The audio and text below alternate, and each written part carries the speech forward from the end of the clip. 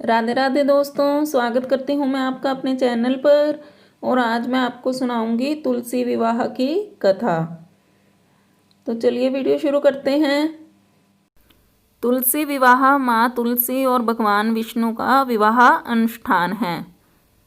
इस त्योहार के दौरान कन्यादान समारोह सहित सभी शादी से संबंधित अनुष्ठान किए जाते हैं।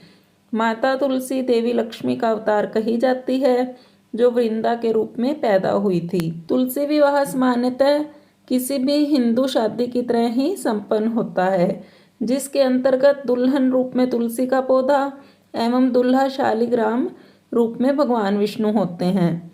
महिलाएं विवाह गीत एवं भजन गाती हैं। तुलसी विवाह में मंगलाष्टक मंत्र का गान करने की परंपरा है।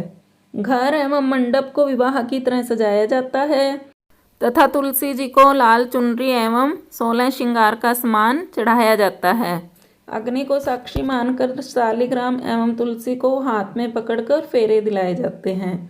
विवाह के उपरांत प्रीति भोज का आयोजन भी किया जाता है।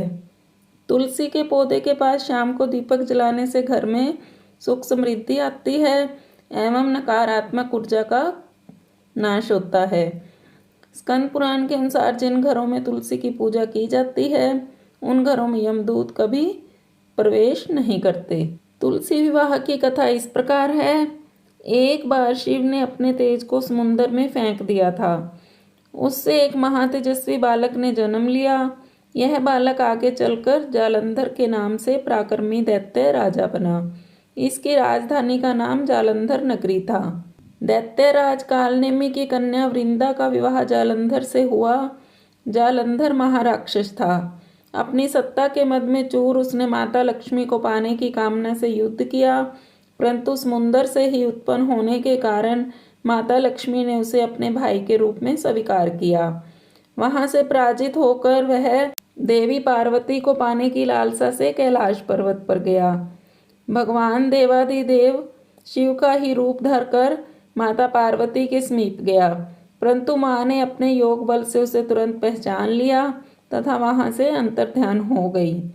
देवी पार्वती ने क्रुद्ध होकर सारा वृतांत भगवान विष्णु को सुनाया। जालंधर की पत्नी वृंदा अत्यंत पतिव्रता स्त्री थी।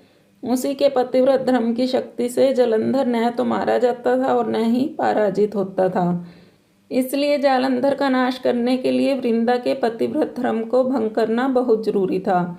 इसी कारण भगवान विष्णु ऋषि का वेश धारण कर वन में जा पहुंचे, जहां वृंदा अकेली भ्रमण कर रही थी। भगवान के साथ 2 मायावी राक्षस भी थे, जिन्हें देखकर वृंदा भयभीत हो गई। ऋषि ने वृंदा के सामने पल में दोनों को भस्म कर दिया।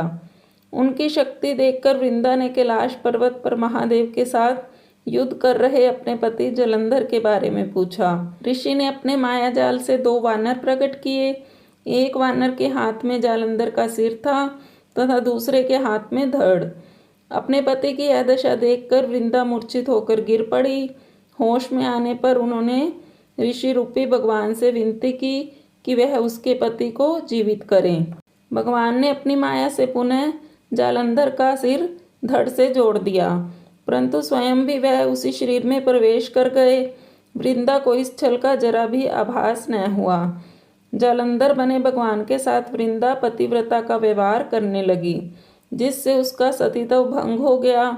ऐसा होते ही वृंदा का पति जालंधर युद्ध में हार गया। इस सारी लीला का जब वृंदा को पता चला, तो उसने क्रुद्ध होकर भगवान विष्णु को हृदयहीन शीला होने का श्राप दे दिया। अपने भगत के श्राप को भगवान विष्णु ने स्वीकार किया और शालिग्राम पत्थर बन गए।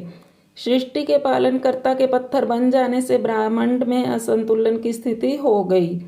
यह देखकर सभी देवी देवताओं ने वृंदा से प्रार्थना की कि वह भगवान विष्णु को श्राप मुक्त कर दे। वृंदा ने विष्णु को श्राप मुक्त कर स्वयं आत्मदाह कर लिया। जहाँ वृंदा भस्म हुई, वहाँ तुलसी का पौधा उगा। भगवान विष्णु ने वृंदा से कहा, हे वृंदा, तुम अपने सतीत्व के कारण मुझे लक्ष्मी से भी अधिक प्रिय हो गई हो। अब तुम तुलसी के रूप में सदा मेरे साथ रहोगी। जो मनुष्य भी मेरे शालिग्राम रूप के साथ तुलसी का विवाह करेगा, उसे इस लोक और परलोक में विपुल यश प्राप्त होगा। तब से हर साल कार्तिक महीने के देव उठावनी एकादशी का दिन तुलसी विवाह के रूप में मनाया जाता है। जिस घर में तुलसी होती है वहाँ यम के दूत भी असमय नहीं जा सकते। मृत्यु के समय जिसके प्राण मंजरी रहित तुलसी और गंगा जल मुख में रखकर निकल जाते हैं वह पापों से मुक्त होकर बैकुंठ धाम को प्राप्त होता है। जो मनुष्य तुलसी व आंवले की छाया में अपने पितरों का श्राद्ध करता है उसके पितर मोक्ष को प्राप्त हो जाते हैं। तो दोस्तों, आपको मेरी वीडियो कैसी लगी मुझे कमेंट बॉक्स में ज़रूर बताएं। अगर आपको वीडियो अच्छी लगे तो वीडियो को लाइक करें, शेयर करें और मेरे चैनल को सब्सक्राइब करना बिल्कुल भी मत भूलें। पास में लगे बेल आइकन को भी प्रेस करें जिससे कि आने वाले नए वीडियो की नोटिफिकेशंस आपको सबसे पहले मिल पाए। Thanks for watching. मिलते हैं नई कहानी के साथ अगली वीडियो में।